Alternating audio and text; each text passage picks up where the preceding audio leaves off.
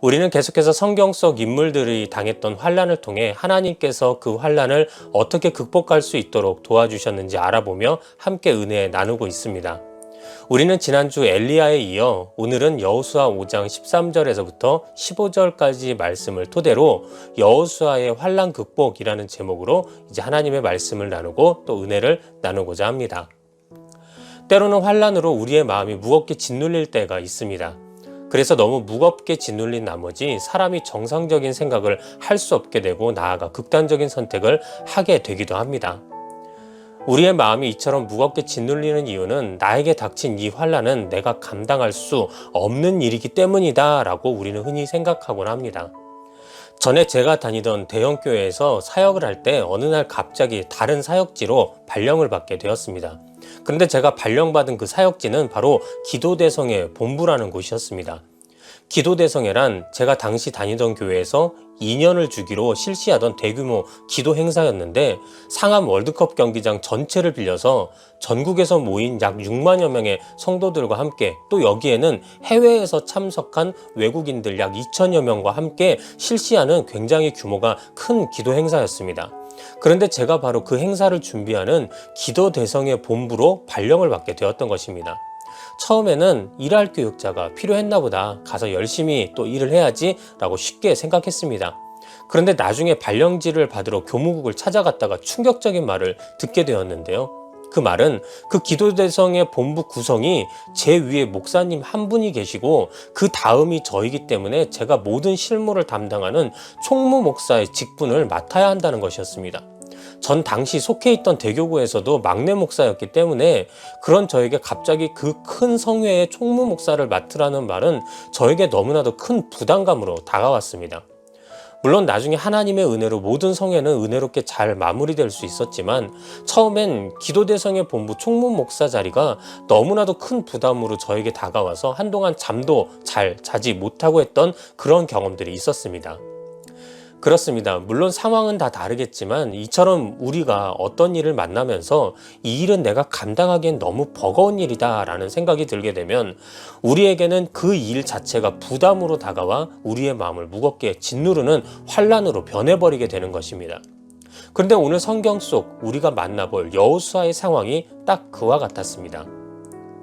이스라엘 백성은 그들의 부모 세대가 홍해를 건넜던 것처럼 여호수아 3장에서 요단강을 하나님의 은혜로 건너게 됩니다. 하나님께서는 이스라엘 백성을 위해 요단강의 물길을 막아 마른 땅이 드러나게 하셨고 그 마른 땅으로 이스라엘 백성들은 요단강을 쉽게 건널 수 있게 되었던 것입니다.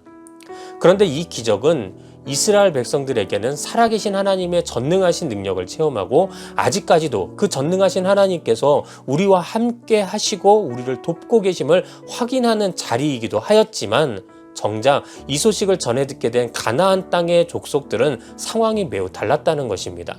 실제 성경 여호수아 5장 1절에는 요단 서쪽의 아모리 사람의 모든 왕들과 해변의 가나안 사람의 모든 왕들이 여호와께서 요단물을 이스라엘 자손들 앞에서 말리시고 우리를 건너게 하셨음을 듣고 마음이 녹았고 이스라엘 자손들 때문에 정신을 잃었더라 라고 표현하면서 가나안 족속들은 자연현상까지 막으시면서 하나님께서 이스라엘 백성들을 자신의 땅으로 인도하신다는 사실이 마음이 녹고 정신을 잃을 정도로 두려웠던 것입니다.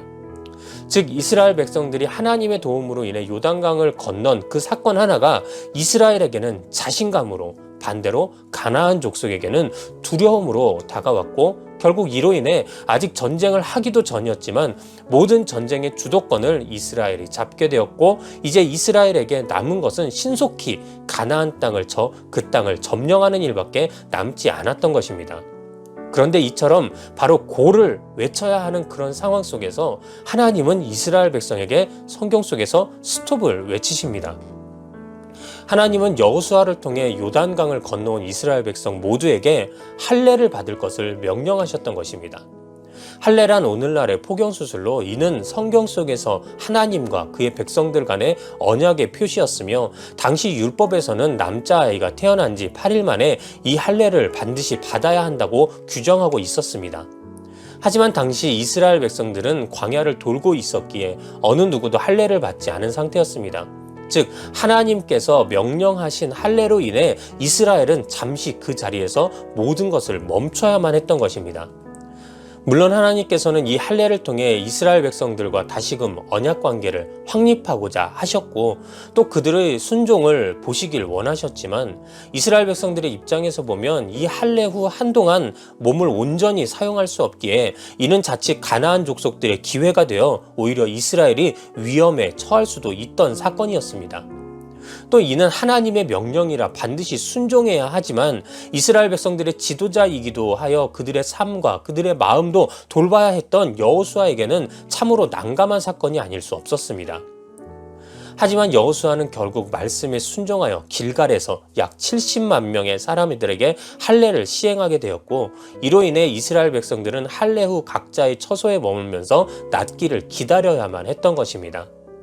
물론 이 일 후에 하나님께서는 여호수아와 이스라엘을 도와주셔서 그들이 나아가야 할 가나안 땅으로 나아가게 하셨고 그곳에서 놀라운 승리를 거두게 하십니다. 하지만 당시에 여호수아는 분명히 그 마음에 이 모든 것들이 짐이 되었을 것이고 그로 인해 환난 같은 시간들을 보낼 수밖에 없었을 것입니다. 자, 그럼 오늘 우리가 성경 속에서 만나게 되는 여호수아의 환난을 우리는 한마디로 뭐라고 표현할 수 있을까요? 그렇습니다. 그것은 바로 마음의 짐, 부담이라고 우리는 표현할 수 있을 것입니다. 오늘 성경 속 모든 상황은 분명 여호수아에겐 상당히 심각한 마음의 부담으로 다가왔을 것입니다. 그의 마음에 부담이 있었던 것을 우리는 여호수아 1장 1절에서부터 9절까지 말씀을 통해서도 잘 알 수 있는데요. 성경 어디를 봐도 하나님께서 한 사람을 위해 그렇게 짧은 시간 동안 내가 너와 함께 할 것이고 너를 버리지 않을 것이다. 강하고 담대하라. 두려워하지 말고 놀라지 말아라 라는 말을 연속적으로 계속해서 해주신 적은 어디에도 없다는 것입니다. 이는 하나님께서 내가 너를 반드시 도울 것이다 라는 확실한 약속의 말씀이기도 하였지만 또 이는 당시 마음의 엄청난 부담으로 인해 약해지고 두려워하고 놀라고 있는 여호수아를 위한 하나님의 위로이기도 하였던 것입니다. 그의 마음의 짐, 부담을 우리는 다음에 세 가지 단어를 통해 알아볼 수 있게 되는데요. 그것이 바로 모세, 그리고 광야, 그리고 마지막으로 순종인 것입니다. 모세는 이스라엘을 애굽에서 인도해낸 이스라엘의 첫 지도자입니다. 하지만 그의 영향력은 단순히 지도자를 넘어 그가 곧 율법이고 율법이 곧 그인 이스라엘의 영적 아버지와도 같은 존재였습니다. 실제 예수님 시대에도 사람들은 끊임없이 예수님에게 와서 예수님, 율법의 모세는 이러라고 했습니다. 예수님, 율법의 모세는 이렇게 기록하고 있습니다. 라고 말하면서 당시까지도 사람들에게 모세란 존재는 엄청난 영향력의 소유자였다는 것을 우리는 성경을 통해 알 수 있는 것입니다. 그런데 그런 모세의 바로 뒤후임이 여호수아 본인이라는 사실은 여호수아에게는 엄청난 부담이었을 것입니다. 무엇을 해도 사람들은 모세와 자신을 비교했을 것이고 혹여 조금만 부족해도 모세라면 그러지 않았을 텐데 라고 말하면서 여호수아의 마음을 더욱 무겁게 했을지도 모릅니다. 또 우리가 바라보게 되는 두 번째 광야는 40년간 이스라엘 백성의 삶의 터전이었습니다. 그런데 이는 다시 말하면 그들은 40년 동안 한 거라고는 그저 끝없이 이 광야를 돈 일밖에 없다는 것입니다. 그런데 여호수아는 모세도 없는 지금 그런 이스라엘 백성들을 이끌고 그저 광야에서 40년 동안 돌기만 했던 이스라엘을 데리고 하나님의 약속의 땅을 차지하기 위해 가나안 족속들과의 전쟁을 치러야만 했던 것입니다. 만일 지도자인 여호수아 자신이 자칫 잘못된 선택을 했다가는 전쟁에 지는 것뿐만 아니라 자신의 민족이 몰살당할 위기로 빠질 수도 있다는 생각이 어쩌면 여호수아에게 더욱 큰 마음의 부담으로 다가왔을지도 모릅니다. 하지만 이 모든 모세와 광야라고 하는 부담보다 여호수아에게 더욱 부담으로 다가왔던 것이 하나 있는데요. 그것은 바로 하나님의 말씀에 반드시 순종해야만 한다는 사실이었을 것입니다. 물론 하나님은 우리 믿음의 성도를 가장 좋은 방향으로 그리고 가장 선한 방향으로 확실하게 인도해 주는 분이십니다.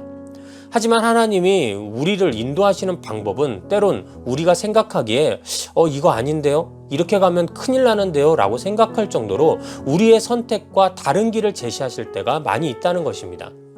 아까도 잠시 보았던 것처럼 여호수아와 이스라엘이 승기를 잡게 되어 이 기세를 몰아 어서 빨리 여리고성을 함락시켜야 하는데도 불구하고 하나님의 방법은 할례를 통한 기다림이었다는 것입니다.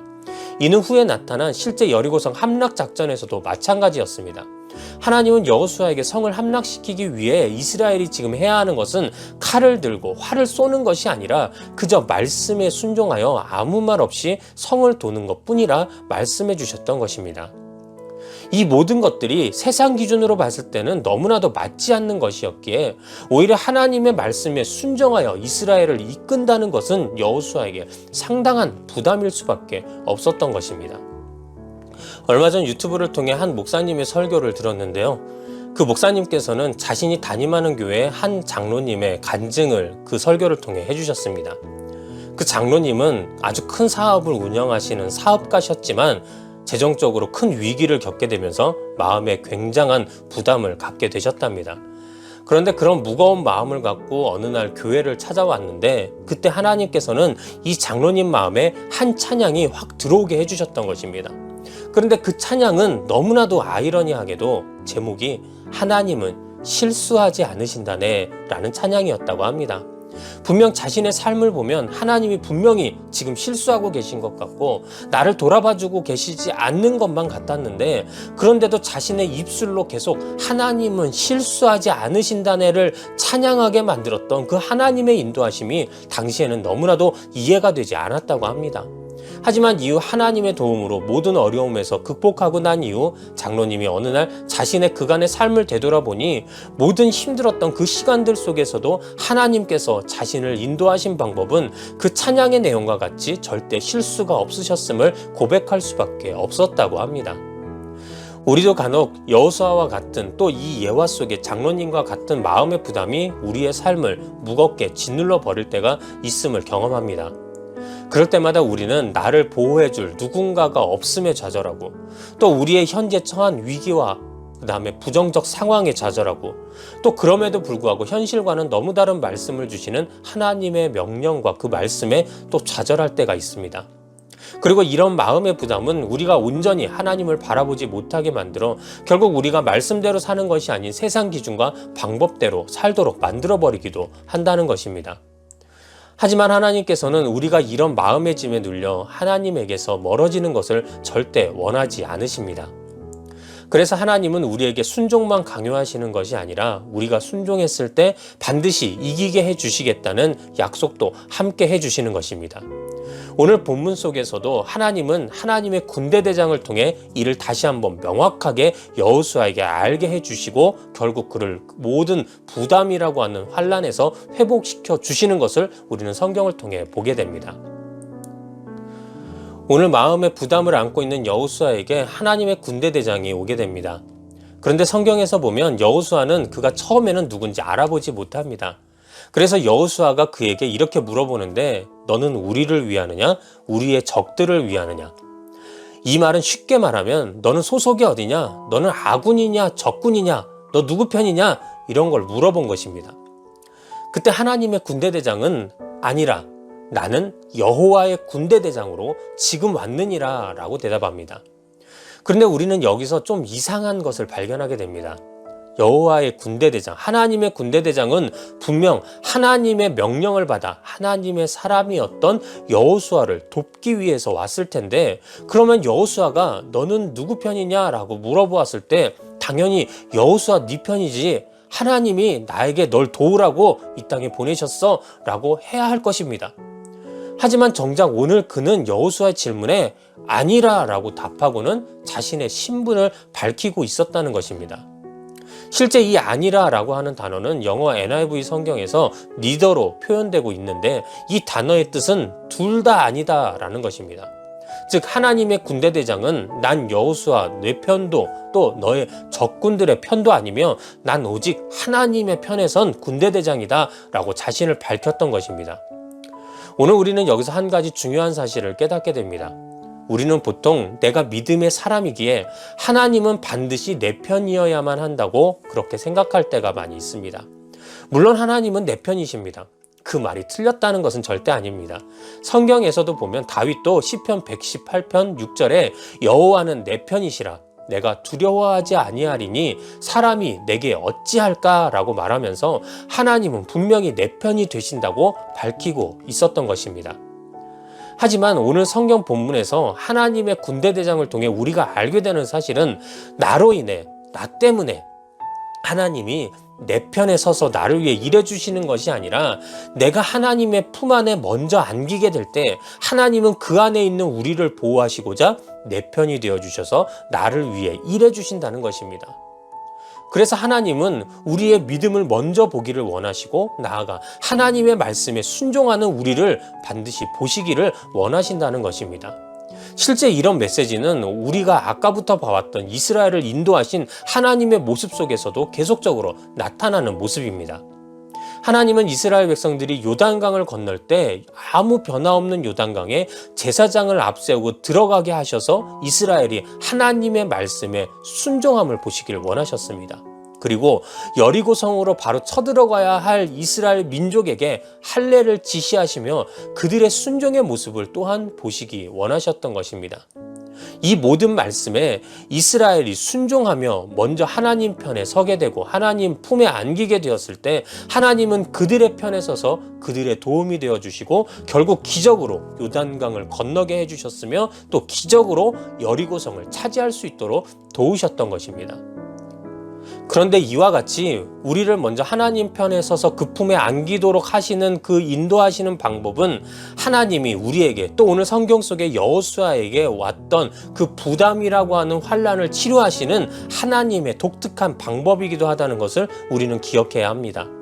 오늘 성경 속 여호수아에게도 내가 먼저 나의 안에 거해야 한다는 이런 주님의 메시지는 모든 전쟁과 모든 일의 주관은 여호수아 자신의 힘과 그의 책임에 있는 것이 아니라 오직 하나님께 있음을 명확하게 하셨던 것입니다.